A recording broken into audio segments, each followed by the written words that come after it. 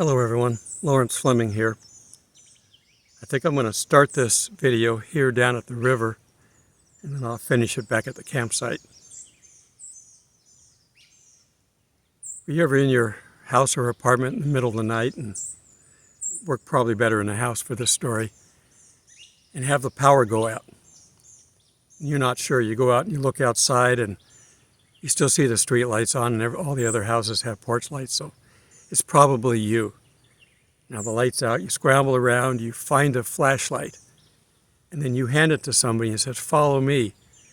And they come with you and you go down in the basement, you try to find the breaker. You say, "Shine the light on this and hold it on this while I try to find out what's wrong." You're using somebody else to direct the light. Sometimes people can be like that. You could find somebody whose light is out. They're not shining like they should be. Well, if you come in with the Spirit and yours is shining, you can stand there and shine light on them for a little bit, and that might help them to see the problem. We're always supposed to talk to people about if they're doing something blatant and sinful that we see, you go to them lovingly, not vindictively, not, "I see what you're doing," lovingly, carefully. But you use your light to help out, to shine light on the day. So that's what I'm going to talk about today. Okay, I had to stop for a little bit, talk to somebody who came down here. I try to talk to everybody. It gives me an opportunity to talk about the Lord. Anyhow, we're talking about we can be the light for others. There are those that don't have light because they don't know Christ, so we can definitely shine for them. But is it Matthew 13:43 talks about the righteousness will shine forth. I don't remember the rest of the verse, but the bottom line is we can be the light for others. If you remember when Moses came down from the mountaintop, he was shining. It was glowing so bright it scared everybody. I'm going to walk around again and see if I can find any critters. I didn't find any the last time I did this. We're still it is warm out here now. I'm in my short sleeve, but the critters get into habits and they don't want to come out of their total hibernation until they have to. I'm seeing squirrels all over the place, but I'm not seeing anything else. I think I'm going to point this the other direction and see if I can come up on anything. If I'm looking at me, you won't see them. So let me point it. Okay, I am back at my campsite, sitting at my table here. Let's get in with this lesson. Light is used as an expression basically for the Spirit, because it's something that we can't get our hands on. Can you grab a hold of light and hold on to it? No, you can't. Sort of like the wind. Things that represent the Spirit are things that we can't nail down. So, why do we shine our light? Well, let's go to Galatians 6:1. "Brethren, if a man is overtaken in any trespass, you who are spiritual, restore such a one in a spirit of gentleness, considering yourself, lest you also may be tempted." So we're to try to help people to get back on track, but do it nicely, with gentleness. "Bear one another's burdens, so you fulfill the law of Christ." In bearing one another's burdens, we're not kicking them on the backside and telling them to get moving. We're picking up whatever they're carrying and carrying it with them. We're not carrying it for them, with them. "For if anyone thinks himself to be something when he is nothing, he deceives himself." So be careful. "But let each one of you examine your own work, and then he will have rejoicing in himself alone and not in another. For each one shall bear his own load." So again, they carry the load, but you can carry part of it. That's okay. Jesus does that all the time. Sometimes he can carry us completely. That's the old story about, how come we were walking on the beach and I only saw one set of footprints? He didn't look down to see that they were Jesus' footprints when he was carrying us. But he'd rather us carry a burden and him help. That's the way we're supposed to work. Okay, and now I'm going to turn over to Matthew 5:14, I guess. Let's see where that's at.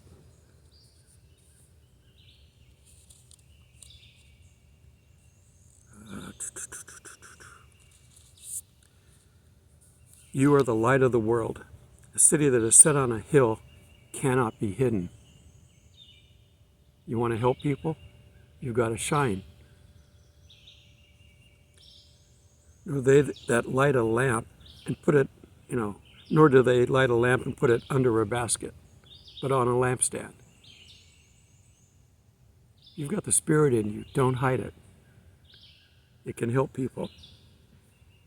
And it gives a light to all who are in the house. Let your light shine before men, that they may see your good works and glorify your Father in heaven. So one, it glorifies God, and two, it can be a way to light the path for people who need it. Okay, so scripturally, that's what you want to do. I've got 10 things on my list here of what you can do to make that light shine.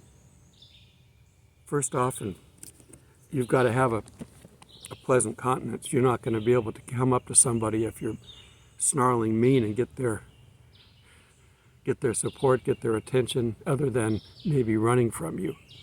Or if you're running up with your Bible ready to hit them, they're going to run away too. That's not how we're dealing with this. With gentleness. Okay? So the first thing on the list is be smiling. People are not put off by smiling. Not a sinister smile. A friendly smile. If you're smiling, people will react. They will see it. They'll be okay with it. They'll know you're not there to harm them, or at least that would be the impression. What you do next can prove one way or the other, but a smile will get you in the door. Number two, to simply be there. Sometimes somebody just needs somebody with them when they're doing something. You don't have to say anything. You just have to simply be there. It's been a while, but I've done a hospital ministry where you go sit with people who are sick. And sometimes just sitting there is all you need to do. You might have a book or something to read or something that keeps you busy if it's going to be a long time there. If they're sleeping, you don't wake them. People in hospitals need lots of sleep to heal, but that's something you can do. Number three, you're going to be positive, which means you're going to compliment the people. Tell them they can do it. God's there to help them. You're there to help them. We're going to get through this together. So be complimentary. 4, going along with the smile is just to be friendly. You can go, I really hate you. No, it doesn't work. You can use a fake smile. People can tell. And they can tell again when you open your mouth what you're doing. So it's going to be, hi, I'm here to help you, to be with you. We'll get through this. Smiling. Okay. We've all got a passion to do something, and the Spirit gives us a passion to help others. Let it run. Let it go. Let the Spirit come out and be beneficial. Don't hold it in.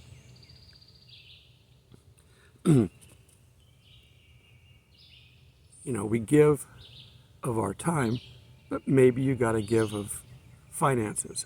Somebody may be stressed out because they don't have enough money to pay the rent. Now, this is a delicate area, and you got to be careful with it. Some people are going to be that way every month. No matter what you do, you could even pay their rent for them, and they won't have enough next month. Because as soon as you give them money, they're going to go off and spend it on something else. You can't help people like that very well. But somebody who's, just a little bit short, maybe they're 20 bucks short, you could help them with that. But don't loan it to them, give it to them if it's a small enough amount. You do what you have to do. If somebody gets injured on the job and they can't work, they may need more help. But maybe you're going to help them find an agency that can help them out. Maybe you go with them to the landlord and tell them what happened. There's things you can do, but give when you can.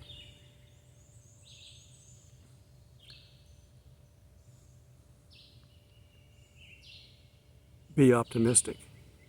And when you're optimistic, be sure to share that. Don't keep it in. Have a positive countenance. Be there and be supportive. Have you ever laughed and had somebody else start laughing with you? It's contagious. Be sure to let that out. Of course, we're all assuming that you've done the right things before all this to prepare this. The Spirit's going to do all the work. But don't grieve the Spirit and don't quench the Spirit. Make sure you're prepared, that you're right with Jesus. Like I said, I'll go sometimes and just listen. Sometimes you don't have to say anything, and sometimes you really shouldn't say anything. You can nod, acknowledge, but don't say anything. Let them get out whatever their frustrations are. Sometimes just getting it out and saying it to somebody will make the burden lighter. So learn to listen. In fact, if you're in a communication with somebody, you should be positive on the listening side and less on the talking side. Empathize. We all have empathy. Apply it. People need that. And truly connect. There are people that will come up to you and they'll be over here talking and they're just, trying to help you, but they're not looking at you. Connect with somebody. Look them square in the eyes and talk to them. Let them know that you're really there, concerned to help them. You can't be on your phone if you're there to try to help somebody. Now, if you got to look something up, that's different. But you say, excuse me for a second while I look this up. You don't talk to them while your head's down. That's one of our modern day problems that we have to deal with. Keep your head out of the phone when you're really trying to help somebody, unless you're looking something up. All these things are just tips and guidelines. The Bible tells us what we need to do. Apply those two verses. I had one little section that I did want to read.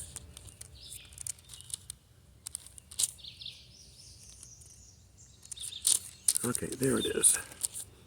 I did want to read one commentary out of here. This has to do with Galatians 16-25 that we read from. Jesus said, every tree will be known by its fruit, either good or bad. That's from Luke 6:43.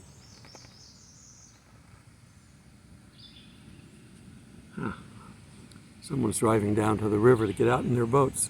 Cool.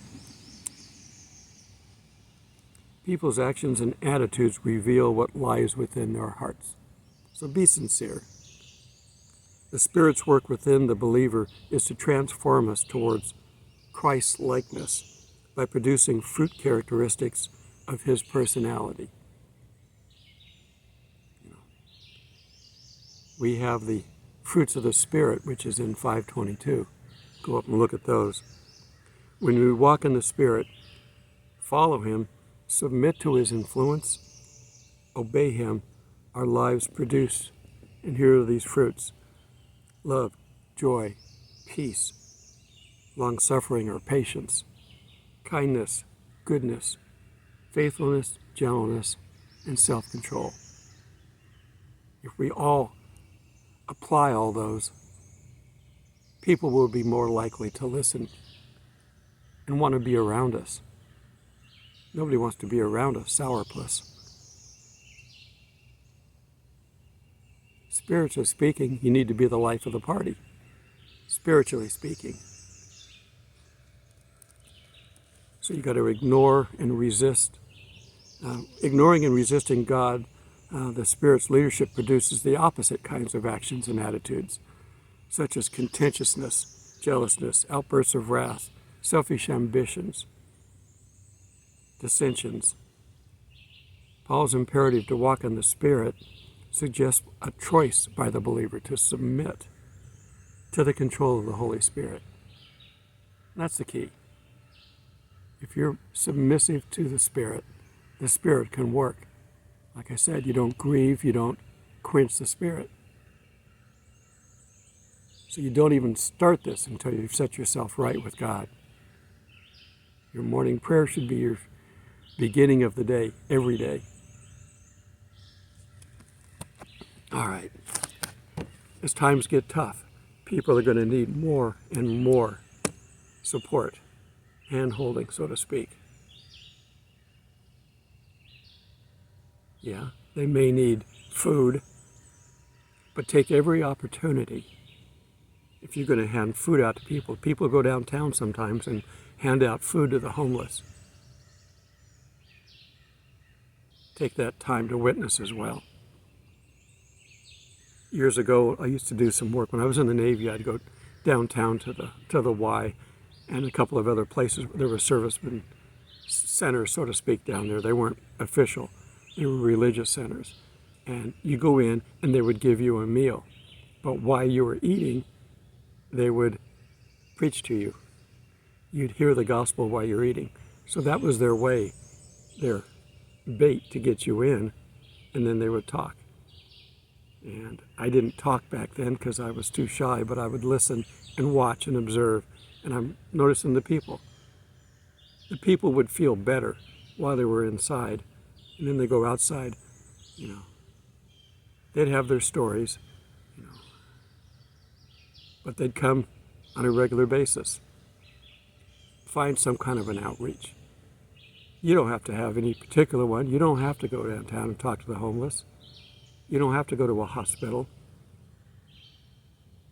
There are church organizations and groups that have visitation groups that you go out and you may go to a home. Your neighbor may be sick. Take them a meal.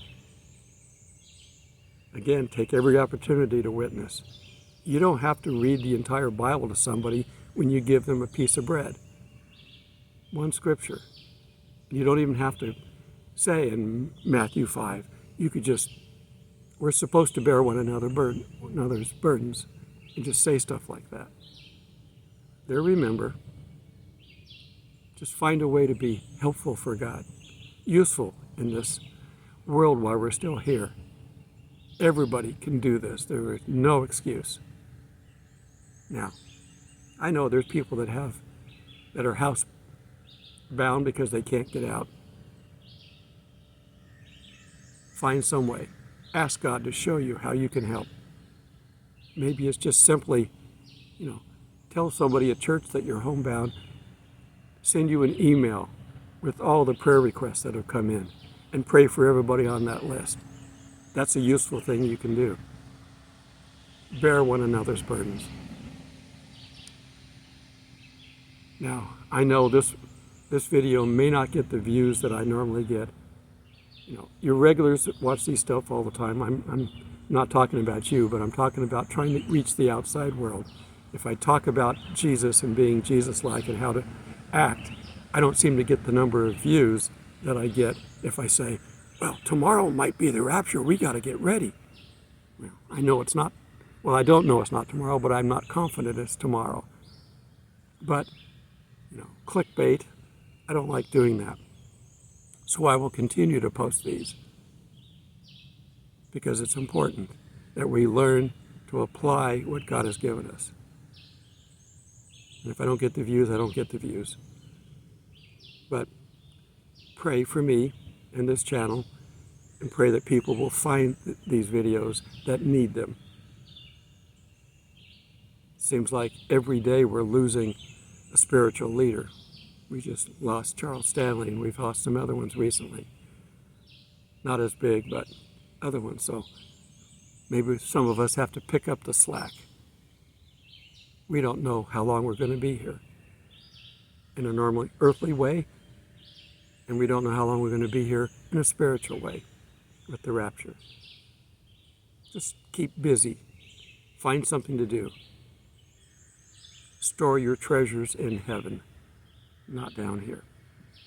Okay, until we meet in the clouds, God bless. Okay, let's see what we got. I have a squirrel over on the left.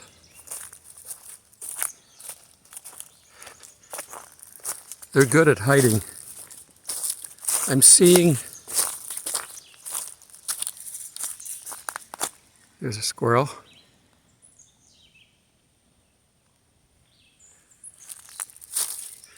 They go up to a big tree, and then they go around on the other side so you can't see them. And then when you get there, they're gone.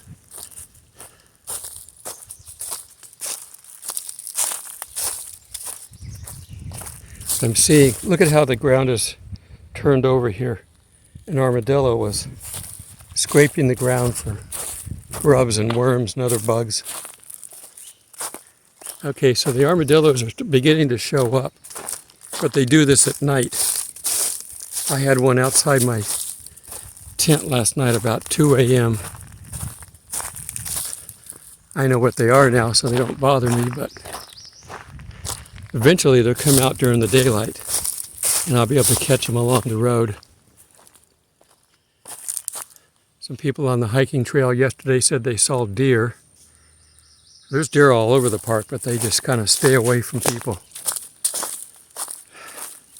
And you got to follow the rules out here. If you're out here like this, and there are deer, don't feed them.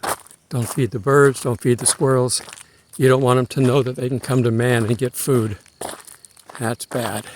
Got to get them into trouble. All right, if I find anything, I'll put it on this video.